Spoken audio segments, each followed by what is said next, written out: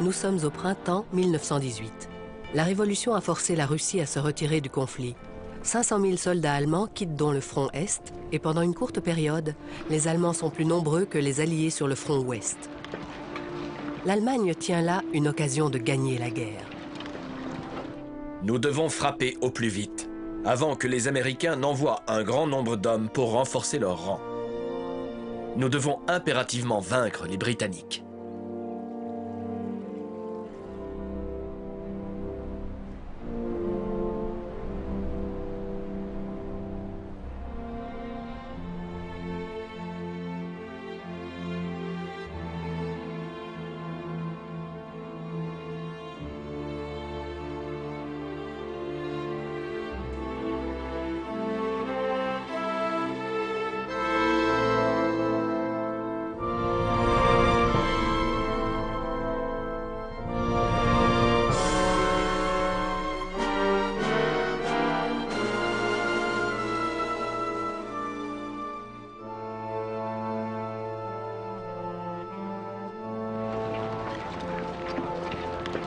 Derrière les lignes allemandes, d'importantes troupes se mettent en position pour l'offensive Michael, nommée ainsi en hommage au saint patron allemand.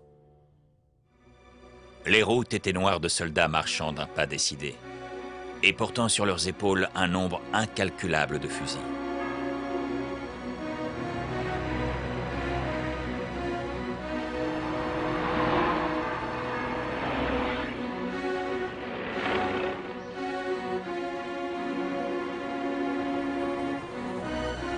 Les flottes allemandes et alliées sont de taille comparable.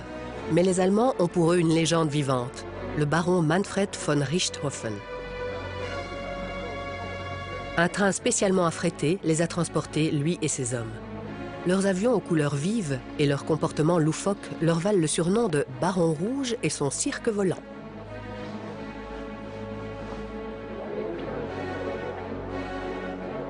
Ces pilotes sont des héros pour les Allemands. Parmi eux se trouve le futur commandant de la Luftwaffe, Hermann Göring. Voici le chien du Baron Rouge, Moritz, avec son propre équipement. Von Richthofen a déjà abattu 66 avions ennemis et voit en l'offensive Michael l'occasion d'en ajouter à son tableau de chasse.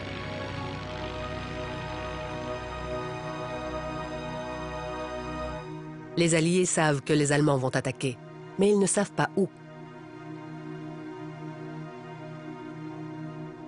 Les Français envoient davantage d'hommes au chemin des Dames. Quant aux Britanniques, ils renforcent leur protection des ports. Mais les Allemands veulent passer entre les deux. Ils savent que sur cette portion d'une vingtaine de kilomètres, les Britanniques sont peu nombreux. Les tranchées de la 5e armée britannique sont peu profondes et incomplètes. Le général Hubert Koff n'émet que peu de réserves et les généraux allemands choisissent judicieusement.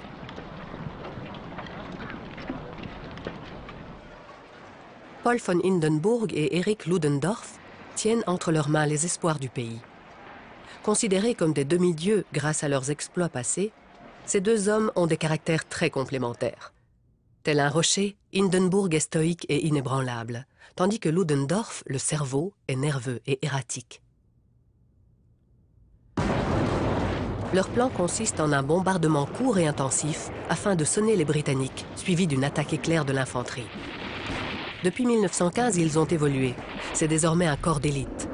Armés de grenades et de lance-flammes, ils savent détecter les points faibles des lignes ennemies afin de les pénétrer rapidement.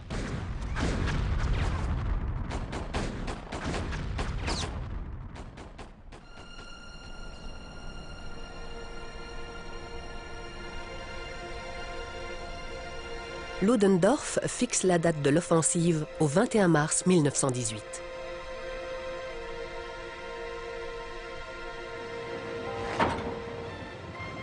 En 5 heures, les Allemands envoient 1 million d'obus sur les Britanniques.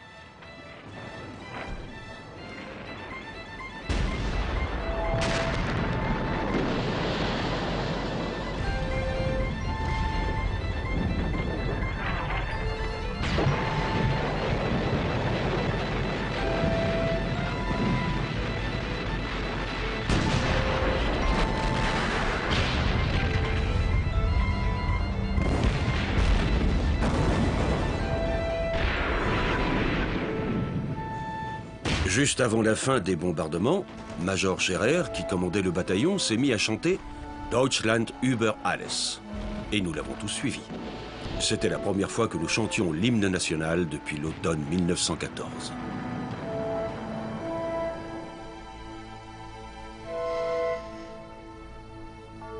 L'opération a commencé à 9h40.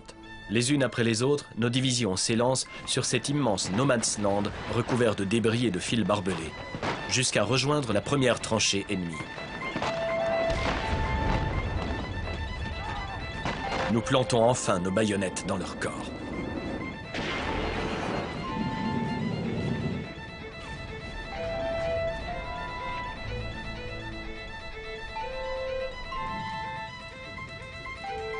Le brouillard matinal était chargé de gaz toxiques. Certains Britanniques ne s'en sont même pas rendus compte. Les sentinelles ont crié que les Allemands étaient là. Nous avons voulu saisir nos armes, mais ils étaient derrière nous et nous ont crié de nous rendre. Nous n'avions pas notre mot à dire dans la mesure où ils étaient 100 fois plus nombreux que nous. Comme c'était sans espoir, nous les avons suivis contre notre gré. Le lieutenant Stewart fait partie des 21 000 Britanniques qui ont été capturés ce jour-là. La panique s'est généralisée et des officiers habitués à une guerre de tranchées statiques ont perdu leur sang-froid dans cette pagaille.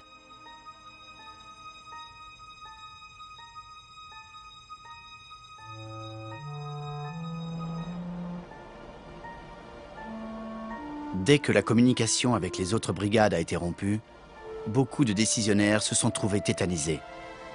Ils étaient habitués à une guerre très élaborée et préparée à l'avance, et n'étaient pas en mesure de réagir.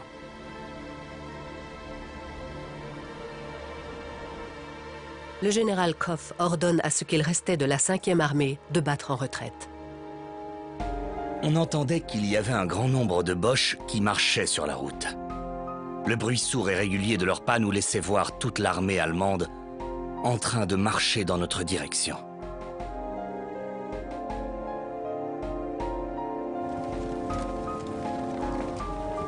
Ce fut leur plus belle percée en plus de 3 ans de guerre des tranchées sur le front ouest. Ce que nos ennemis n'ont pas réussi à faire après des mois de bataille, nous l'avons fait en 2 jours. Le Kaiser doit être incroyablement heureux. Nous avons enfin repris le contrôle des choses. C'est très grisant.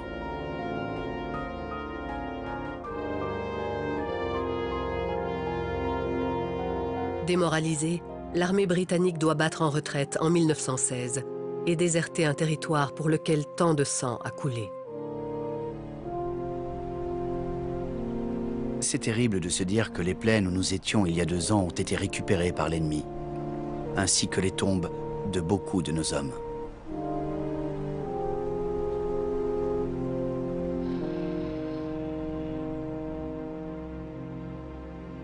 Vera Brittain, la sœur d'Edward, est infirmière à Étaples et croule maintenant sous les blessés.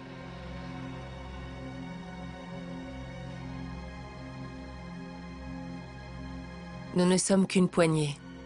Et les blessés sont des milliers. C'est ce qu'on se disait à chaque fois, que le blessé vienne de Bapaume, de Péronne ou de Saint-Quentin.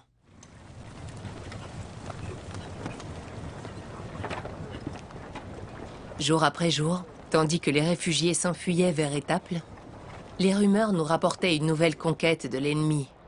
Péronne, Bapaume ou Beaumont-Hamel n'étaient plus à nous. Cette avancée des Allemands place Paris à portée du plus gros canon au monde. Ce matin, le bombardement de Paris a débuté, grâce aux 3 nouveaux canons Krupp. La cible est à 120 km et envoyer un obus prend 3 minutes 30. Les prisonniers français à qui j'ai parlé sont inquiets et me demandent s'il est vrai que Paris a été bombardé. Tout Paris voudrait s'en aller. D'après les bulletins d'information, la vie à la capitale continue comme avant.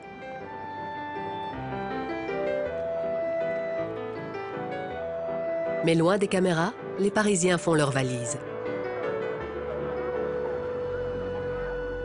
183 obus géants ont touché Paris.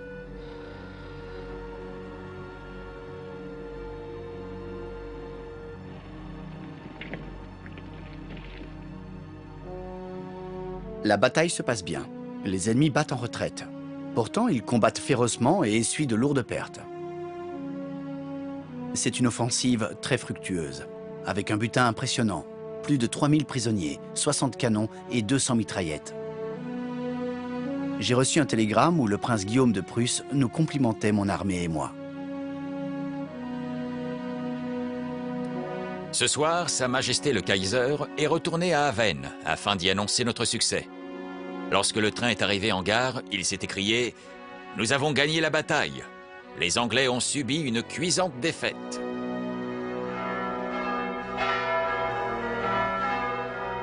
Le Kaiser fait du 24 mars 1918 une fête nationale. Il décerne à Hindenburg et Ludendorff les plus hautes distinctions militaires. Quelques jours plus tard, les troupes de Ludendorff avançaient toujours.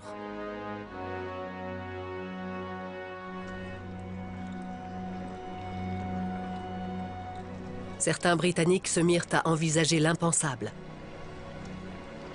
Je n'oublierai jamais la tension qui régnait durant ces quelques jours. Jusque-là, rien n'avait été aussi intense. Ni dans la Somme, ni à Arras, ni même à Passchendaele.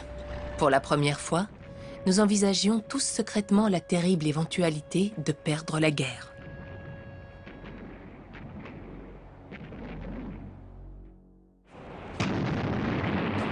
Mais le succès remporté par l'offensive Michael masque de graves problèmes à l'intérieur du pays. La plus grande menace pour les Allemands ne leur vient pas de leur ennemi, mais de la population civile. Le lien entre le front et l'intérieur du pays devient un enjeu central en 1918. Les empires centraux essaient désespérément de décrocher une victoire sur le front avant que la population ne les lâche.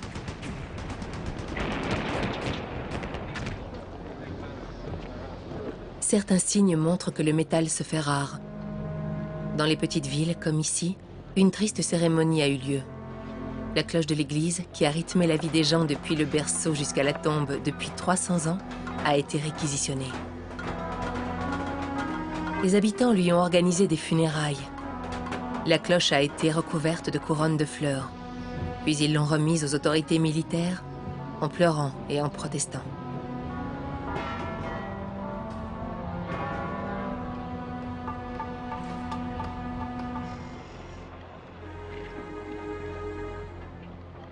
Les canalisations ont été arrachées des rues et fondues pour en faire des balles.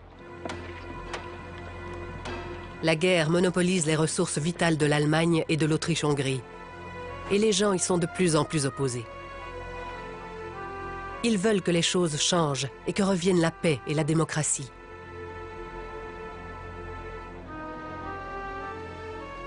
Au bout d'un moment, les annonces de victoire perdirent leur impact. Les gens cessèrent d'y croire. Ils ne savaient plus ce qui était vrai ou non. La guerre avait pris un coup de vieux. Et comme les personnes âgées, personne ne voulait plus d'elles.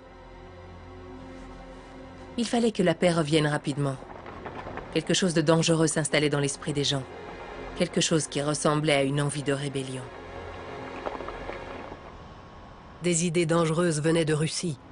Des idées révolutionnaires et opposées à la guerre, que ramenaient avec eux les soldats qui quittaient le front Est pour rejoindre le front Ouest pour la grande offensive.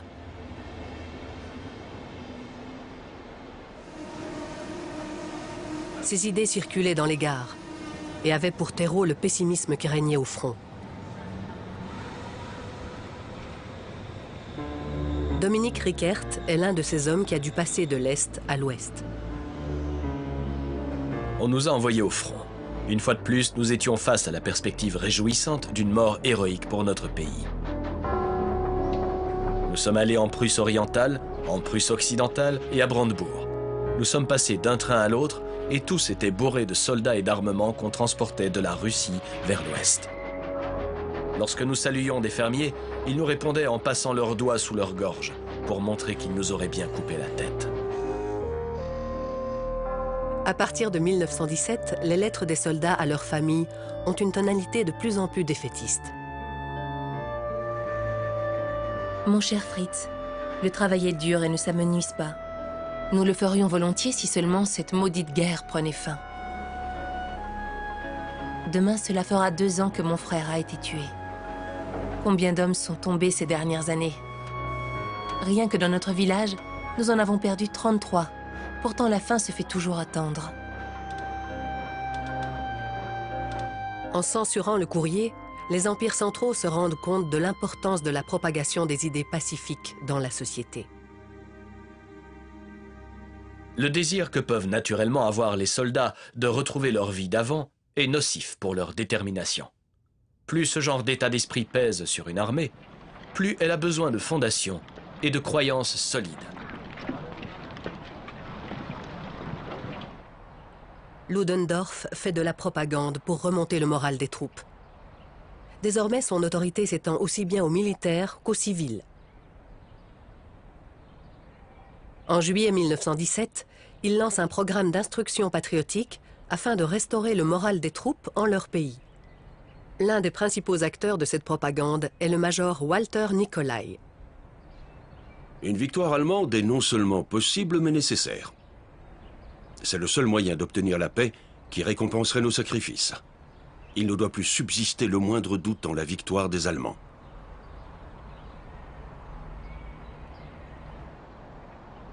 Les films deviennent des outils de propagande.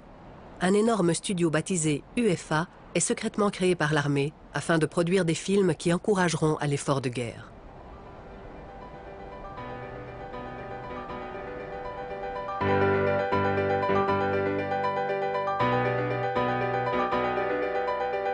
Dans celui-ci, Neptune, le dieu des mers, apprend que le festin que lui apportent ces sirènes provient de bateaux britanniques coulés par les U-boats.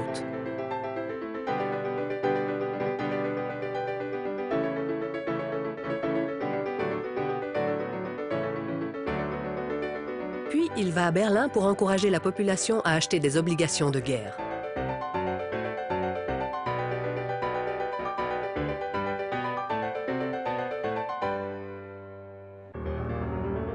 La propagande insiste aussi sur l'importance de la sécurité et du secret. Dans ce film, la conversation entre un soldat et sa femme est interceptée par les Britanniques.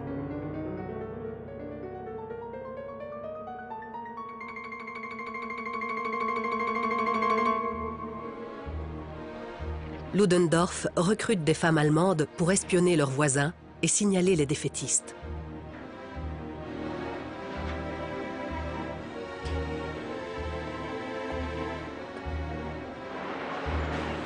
L'homme politique Hans-Peter Hansen décrit dans son journal les missions secrètes menées par cette armée parallèle. Ces femmes sont formées à l'espionnage. On leur apprend à écouter toutes les conversations et à se poster devant les magasins pour modérer les plaintes. Si elles entendent quelqu'un tenir des propos déplacés, elles doivent lui demander son identité immédiatement et le dénoncer aux autorités.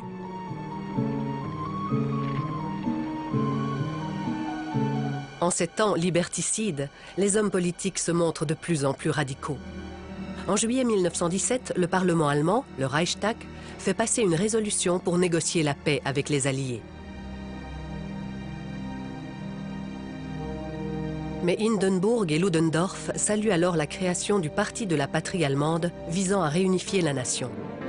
Financé par les industriels et par l'armée, et soutenu par la droite, ce parti se lance dans une propagande violente contre les organisations pacifistes. Ce parti ne fait qu'intensifier le désordre et la division qui s'installe en Allemagne. Toute distinction de classe ou de statut social doivent être évitées. Ceux qui sont devenus riches grâce à la guerre sont détestés. Cela donne lieu à des amalgames. Et ceux qui portent un manteau de fourrure ou des bottes de qualité sont suspectés d'avoir profité de la guerre. Hindenburg et Ludendorff dirigent l'Allemagne comme une dictature militaire et évincent le Kaiser. Le Kaiser n'est plus que l'ombre d'un roi, et les gens évoquent ouvertement et avec envie la possibilité de son abdication.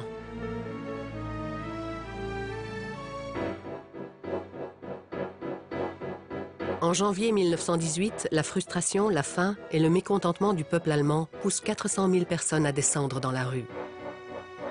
Trop d'hommes sont morts au front. Arrêtons la guerre. Nous en avons assez de mourir de faim. Cette guerre ne s'arrêtera que quand le Kaiser Wilhelm devra faire la queue pour avoir des patates. Nous mourrons tous de faim. Il y a eu des affrontements violents entre les grévistes et la police à Moabit, et un policier s'est fait tirer dessus. La grève est de plus en plus suivie. À Berlin, des voitures ont été arrêtées, puis retournées et utilisées comme barricades.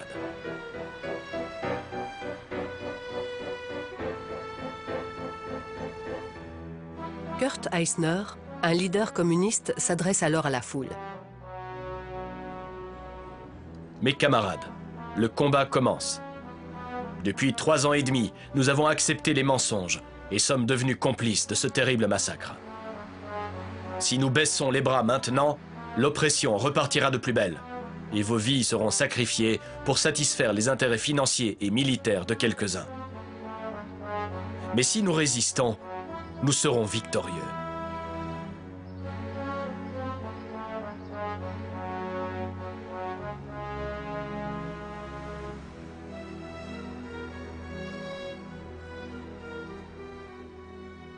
L'armée allemande a répondu en arrêtant 150 meneurs de grève et en les jugeant. Nous sommes désormais à la merci des tribunaux. Toute personne faisant la grève est envoyée immédiatement au front. Même dans les périodes les plus sombres de l'histoire, les hommes n'ont pas été réduits en esclavage comme nous le sommes sous cette dictature militaire. Plus de 3000 grévistes sont envoyés au front. C'est une décision dangereuse, risquant de répandre encore davantage les idéaux pacifistes au sein des troupes.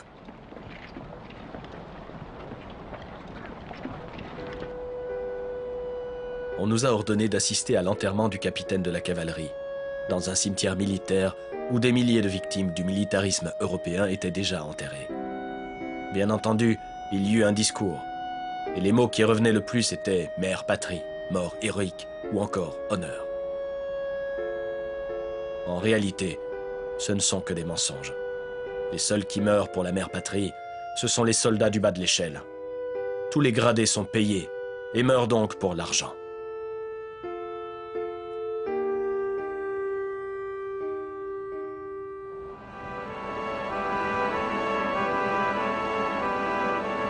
En mars 1918, les caisses de l'Autriche-Hongrie sont vides et le peuple meurt de faim. Joseph Redlich, membre du Parlement autrichien, est désespéré. Nos problèmes financiers sont colossaux. En tout, la dette nationale est de 75 milliards. Partout dans le pays, le peuple meurt de faim. Est-ce qu'une telle famine avait déjà touché plus de 100 millions de personnes?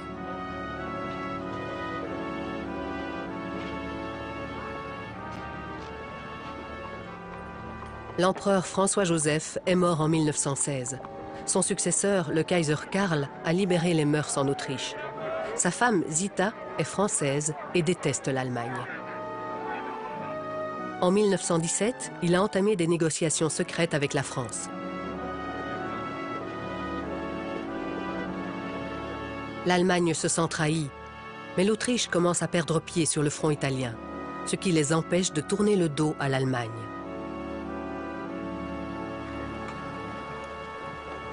En novembre 1917, l'Autriche-Hongrie bat l'Italie lors de la bataille de Caporetto. Ils récupèrent de grandes fermes et font des milliers de prisonniers. Mais les troupes ont vite fait d'abattre les animaux et de vider les greniers à blé. En février 1918, on apprend à Vienne que les troupes se trouvant dans les Alpes et dans la plaine Vénéto-Friulane sont en train de mourir de faim. Nos troupes ne sont plus motivées par nos grands discours, ni par l'idée que l'arrière-pays meurt de faim ou que la situation va s'arranger. Ils doivent être ravitaillés afin d'être en mesure de continuer à vivre et à se battre. J'insiste donc fortement sur la nécessité de remédier à cette crise aussi vite que possible. Mais à Vienne aussi, la famine fait rage. En avril 1918, le général Landwehr, qui s'occupe de la distribution de nourriture, prend les choses en main. Des péniches pleines de céréales parties de Roumanie et à destination de l'Allemagne traversent la ville sur le Danube. Landwehr ordonne à ses hommes d'en braquer une. Il n'y avait même plus de pain à Vienne. Il fallait faire quelque chose. La confiscation de la péniche allemande était la seule solution. C'était un braquage tout à fait banal, bien qu'il ait été commandité officiellement. Je devais prendre cette mesure afin d'empêcher Vienne de sombrer dans la famine.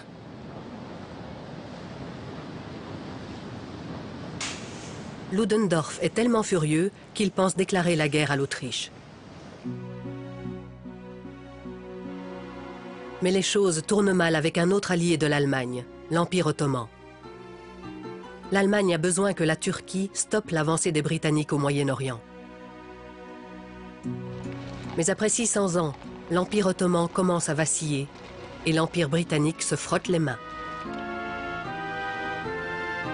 En mars 1917, les Britanniques prennent Bagdad.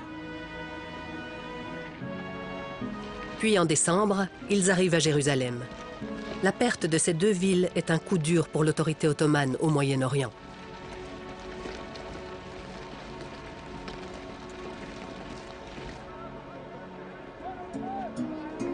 Les mots « Jérusalem est tombée » ont été reçus comme l'annonce de la mort d'un membre de la famille. Jérusalem était aux mains des Anglais. Mais les derniers Turcs se sont battus jusqu'au bout. Nous n'avons pas quitté Jérusalem comme les fils d'Israël. Nous l'avons quitté comme des Turcs.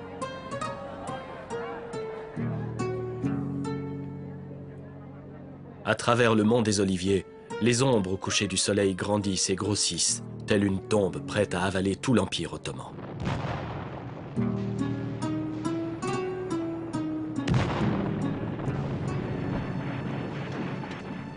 Nous devions maintenant préparer nos larmes pour Beyrouth, Damas et Alep. Nous ne pensions plus qu'à l'Anatolie et à Istanbul. Il est temps de dire au revoir à l'Empire et à tous les rêves qu'il portait.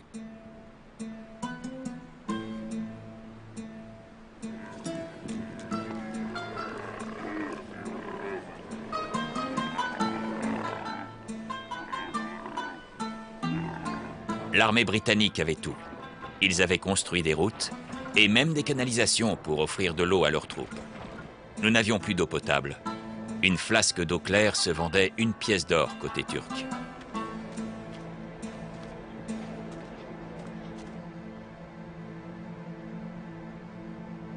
En Turquie et chez ses alliés, la situation dans l'arrière-pays est désespérée et menace leur capacité à continuer la guerre. La Turquie n'a pas été en paix depuis 7 ans. Bien que plus terrible, la Première Guerre mondiale n'est qu'un énième conflit. La plupart des hommes valides sont soit dans l'armée, soit blessés, soit morts. La terre est devenue aride et les gens sont au bout du rouleau. Un vieux fermier et sa petite fille âgée de 7 ans sont venus me voir. Le père de la fillette était mort à Gallipoli et sa mère était morte également. Il me suppliait, pour l'amour de Dieu, prenez cet enfant et sauvez-la de la famine et de la mort. Je l'ai prise. Puis de retour à Istanbul, j'ai découvert que tous mes amis officiers s'étaient vus confier des enfants dans les villages d'Anatolie.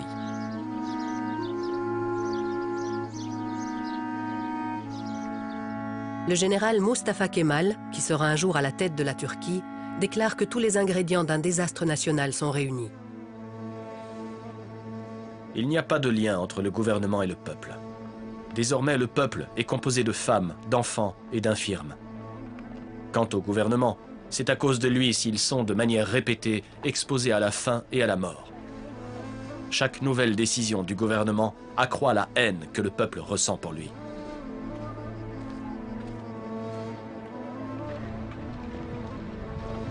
Mais à la tête du pays, Enver Pacha n'a pas l'intention de relâcher la pression sur son peuple. Bien au contraire. Tandis que les Britanniques grignotent l'Empire ottoman depuis le sud, Enver se tourne vers l'est et rêve d'un nouvel empire turc, s'étendant jusqu'au centre de l'Asie.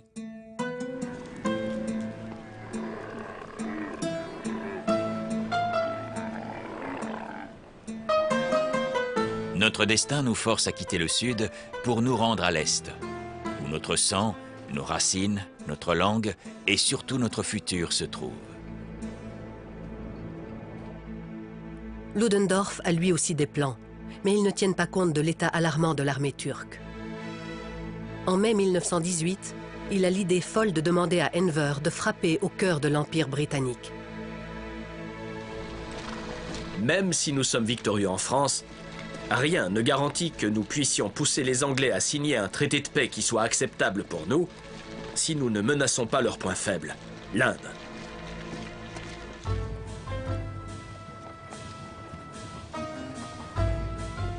Mais Enver s'en tient à ses propres projets et envoie l'armée de l'islam qu'il vient de former prendre la ville de Bakou, riche en pétrole. Les Britanniques et les Allemands ont eux aussi des vues sur Bakou. Et c'est ainsi que la bataille pour l'Asie centrale débute. La rapidité et la vitesse dont les Turcs faisaient preuve ont pris toute l'Europe par surprise. Personne ne pensait qu'ils étaient aussi performants. Ludendorff est furieux qu'un autre de ses alliés tente de voler des ressources à l'Allemagne. Si la progression de l'armée turque vers Bakou ne prend pas fin sur le champ et que les troupes mobilisées ne retrouvent pas leur position initiale, je me verrai dans l'obligation de demander à Sa Majesté le Kaiser de rappeler les officiers allemands qui ont rejoint le haut commandement turc. Tandis qu'ils se querellent, les Anglais arrivent à Bakou les premiers.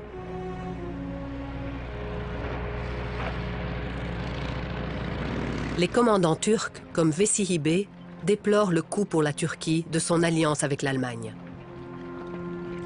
Nous pensions nous sacrifier pour le bien commun des Allemands et des Turcs. Ah, comme ce plan était alléchant sur le papier. Finalement, nous avons sacrifié des millions de nos fils pour un rêve.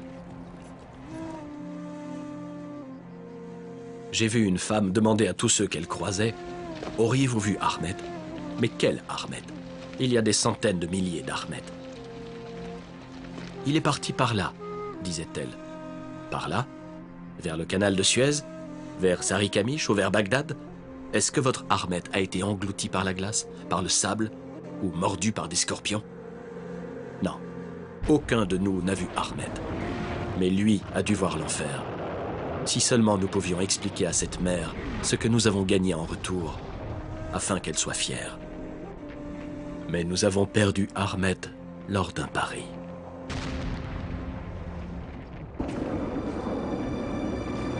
Faisant fi des problèmes de plus en plus graves des empires centraux, Ludendorff prévoit toujours de tenter une percée vers l'ouest.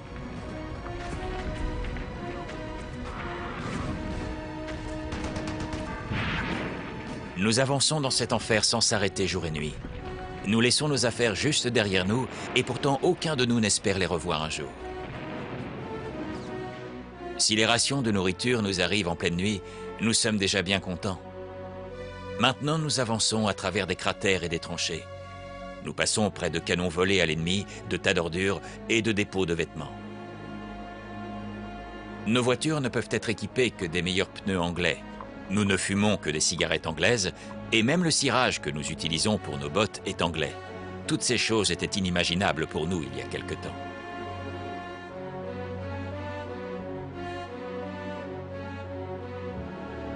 La 5e armée britannique a sombré dans le chaos avant les Allemands.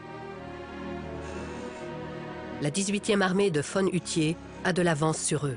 Les troupes allemandes n'ont rencontré que peu de résistance, car ces zones n'ont qu'une importance stratégique moindre pour les Alliés.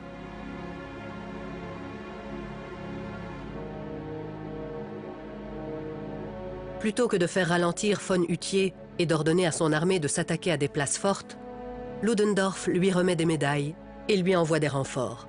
Ruprecht de Bavière, qui était à la tête de 4 armées allemandes, voit les problèmes s'approcher à grands pas. Le haut commandement allemand a changé de direction. Les décisions sont dorénavant prises en fonction de la taille du territoire à remporter, plutôt qu'en fonction d'objectifs stratégiques. Le problème vient de Ludendorff. Il a un bon instinct pour ce qui est des stratégies au front, mais est incapable de prendre du recul. L'avancée spectaculaire de son armée n'a aucun objectif précis. Mais bien mal avisés sont les officiers qui osent demander à Ludendorff quel est le but de cette opération. J'exècre le mot opération. Nous percerons leur ligne de défense et ensuite nous verrons bien. Rudolf Binding, qui est à la tête de la deuxième armée, se rend bien compte que la vitesse à laquelle progressent ses troupes au sein de territoires non défendus pose problème. On ne peut pas avancer indéfiniment sans munitions ni ravitaillement. Derrière nous, il n'y a que la nature. Ce qui nous ennuie le plus, ce sont les titres exagérés des journaux et les télégrammes à dégrader parlant de « victoire décisive ».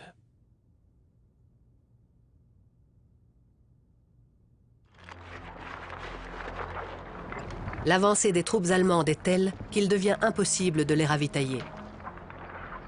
Certaines unités sont tellement loin que personne ne sait vraiment où elles sont.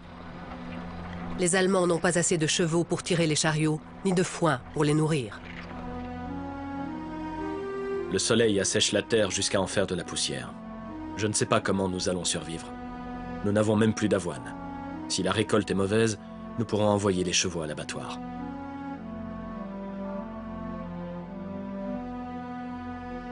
Plus les troupes allemandes avancent sur le territoire des Alliés, plus les privations se font sentir. Tel un avant-goût de la terre promise, nous sommes arrivés au campement des soldats anglais. Ici, il y a plein de lait et de miel. On distingue à peine nos hommes des soldats anglais. Ici, tout le monde porte au moins une veste en cuir et un imperméable court ou long. Il est clair que les soldats récupèrent un beau butin.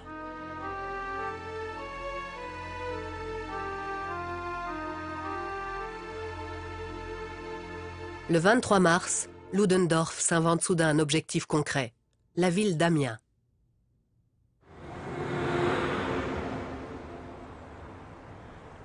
Amiens est un point clé du réseau ferroviaire des Alliés. C'est la jonction entre le nord de la France et Paris. Perdre cette ville serait terrible pour eux, et le général français Ferdinand Foch en a bien conscience. Nous devons nous battre à l'est d'Amiens, là où nous nous trouvons. Nous n'avons pas réussi à bloquer les Allemands dans la Somme, mais nous ne devons plus reculer d'un seul centimètre. La deuxième armée allemande part vers Amiens, mais s'arrête en chemin. Rudolf Binding est envoyé sur place pour en savoir plus. Aujourd'hui, notre infanterie a stoppé sa progression près de la ville d'Albert, mais personne ne sait pourquoi. Des silhouettes ressemblant à celles de soldats quittent la ville. L'un des hommes a une bouteille de vin sous le bras. Un autre en a une à la main. Ils s'étaient arrêtés et on ne les ferait pas repartir avant plusieurs heures.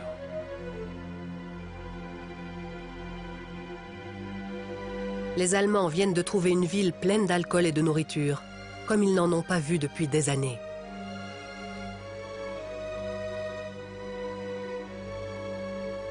Des divisions entières se sont gavées d'alcool et de nourriture et sont incapables de procéder à cette attaque cruciale.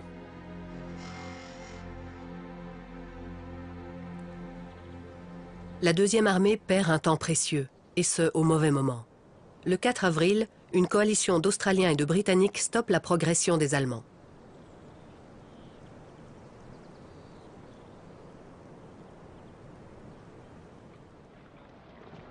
Ludendorff annule donc l'offensive Michael. Son manque de stratégie et son incapacité à ravitailler ses troupes leur coûtent une opportunité en or, et ses officiers commencent à se poser des questions.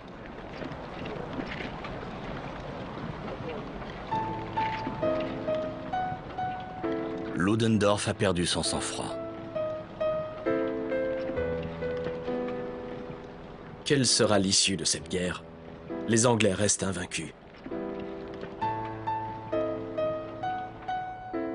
Physiquement, l'infanterie est à bout, et les hommes ont maintenant du mal à appuyer sur la gâchette. Ils laissent l'ennemi les décimer presque sans réagir.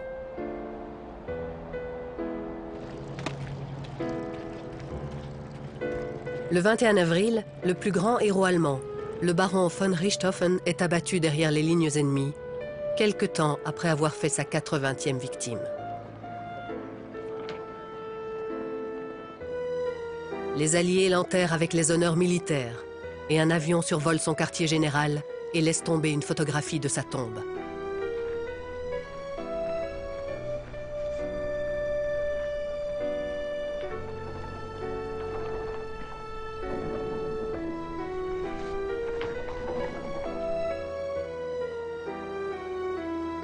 La mort du baron est celle qui fait le plus de bruit. Mais 230 000 autres soldats perdent la vie ce mois-là.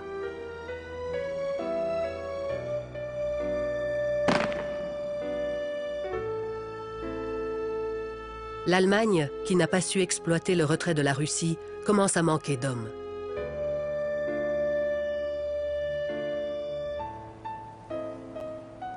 « 1 500 000 hommes sont restés sur le front Est, monopolisant des ressources essentielles, la nourriture et les moyens de transport. Les dirigeants allemands ont eu les yeux plus gros que le ventre, en voulant livrer ce que Ludendorff appelle une guerre totale, avec une structure administrative et une mentalité digne d'un petit État du 19e siècle. Maintenant, le cauchemar de Ludendorff se réalise. L'Allemagne n'a pas su décrocher une victoire décisive avant que les Américains n'arrivent en France. En mars 1918, ils sont 250 000. Mais le général Pershing offre aux Allemands une bouffée d'air, en refusant que les troupes américaines servent sous le commandement anglais ou français. Les États-Unis ont déclaré la guerre indépendamment des Alliés et doivent donc envoyer un nombre important d'hommes le plus vite possible. Nos hommes ne seront motivés que s'ils combattent sous notre drapeau.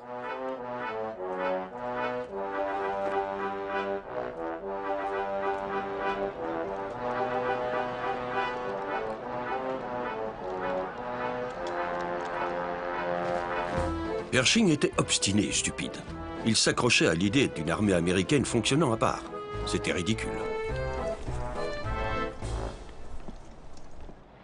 Ce qui change la donne, c'est la réorganisation de la structure du commandement des Alliés. Lors des heures les plus sombres de l'offensive Michael, le général Foch est nommé commandant en chef du front de l'Ouest. Pétain et Haig peuvent alors recevoir des ordres de lui, de même que Pershing. Mais les Américains ont eux aussi leur propre façon de combattre. Le capitaine Christison donne une leçon aux troupes américaines fraîchement arrivées. J'ai partagé avec eux le fruit de mon expérience personnelle. Quand j'ai eu terminé, un vieux colonel s'est dressé tel un shérif et a dit « Messieurs, j'aimerais que vous remerciez comme il se doit ce major écossais pour cette leçon fascinante. » Puis il a levé l'index avant d'ajouter « Mais n'oubliez pas que les Britanniques utilisent ces techniques depuis près de 4 ans et qu'elles ne les ont menées nulle part. »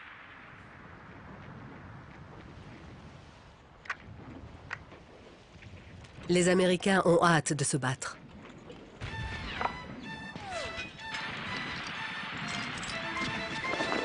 Nous n'avions plus tous nos esprits. Nous nous sommes mis à dévaler la colline en courant comme une bande d'Indiens. On nous tirait dessus, et autour de nous, les hommes tombaient comme des mouches. Mais nous continuions à courir tout en tirant.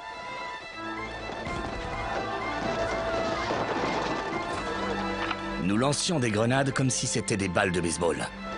À côté de moi, un type en a lancé une contre un arbre. Elle a rebondi et nous avons à peine eu le temps de nous jeter dans la tranchée pour ne pas y passer.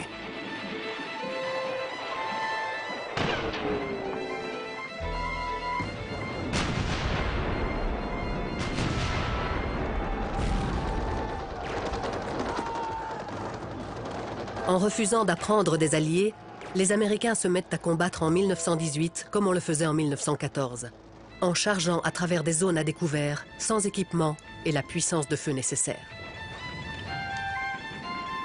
Les Allemands découvrent leur manque d'expérience en interrogeant des prisonniers. Les attaques étaient menées avec fougue et imprudence, et d'un point de vue militaire, elles ne présentaient aucun intérêt. La plupart des soldats n'ont jamais vu de carte et seraient incapables de décrire les villages et routes qu'ils parcourent.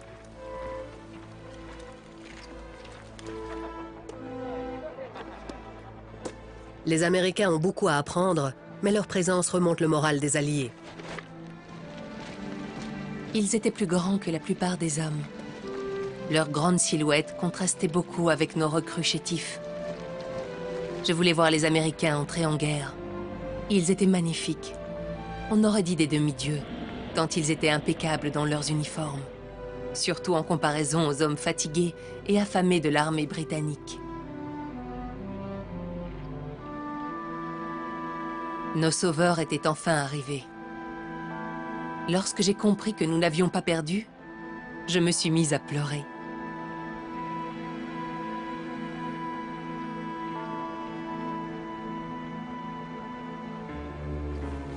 L'échec de l'offensive Michael déprime les soldats allemands, ainsi que le peuple. Le pacifisme et le défaitisme se propagent parmi les troupes et en Allemagne.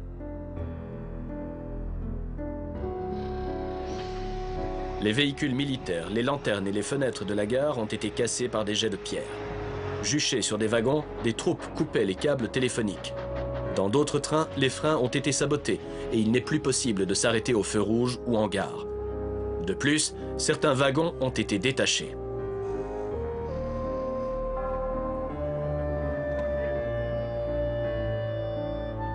Le colonel Albrecht von Thaer s'inquiète de l'état de l'armée allemande et en fait part à Hindenburg. De sa voix douce, il m'a répondu « Mon cher Thaer, s'il est vrai que les choses ne se passent pas bien pour vous depuis quelque temps, n'oubliez pas qu'il s'agit d'un front long de 20 km. Je reçois quotidiennement des rapports de tout le front, et le moral de nos troupes est au beau fixe. Celui de nos ennemis, par contre, semble être au plus bas. » Mais au quartier général d'Hindenburg, le moral sombre doucement. La cause de ce problème est Ludendorff. En juillet 1918, il est à bout de nerfs. En 4 ans, il n'a eu que 3 jours de repos. Son beau-fils a été tué dans l'offensive Michael. Ludendorff se met à nourrir une fascination morbide pour le corps de ce garçon, refusant de le renvoyer à sa femme, à Berlin. Si je ne vous ai pas renvoyé Pichien, c'était par pur égoïsme. Je voulais le garder près de moi. Je vais le visiter souvent, et ça me fait du bien qu'il soit ici. Les proches de Ludendorff se mettent à craindre pour sa santé mentale. Ludendorff semble de plus en plus nerveux et agit de manière incohérente. Son rythme de travail n'est pas humainement soutenable. La situation est très préoccupante et il semblerait qu'il ait perdu tout espoir.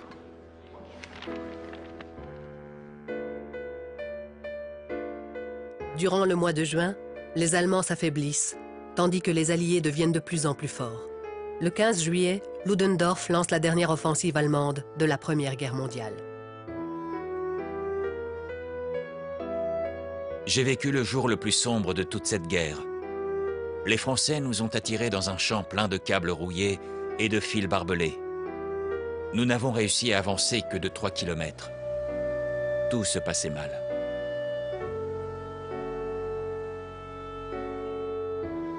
Les Français retournent jusqu'à la Marne.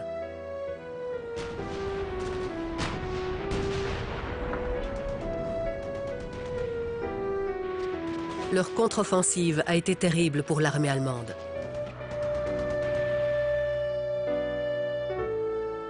C'est comme si nous étions face à la plus grande contre-offensive de tous les temps. C'était censé être notre bataille.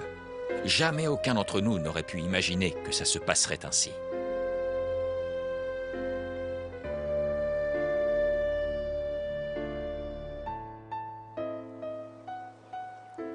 L'Allemagne a perdu presque 1 million d'hommes depuis les jours glorieux de mars. Elle a perdu son pari et la chance n'est plus de son côté.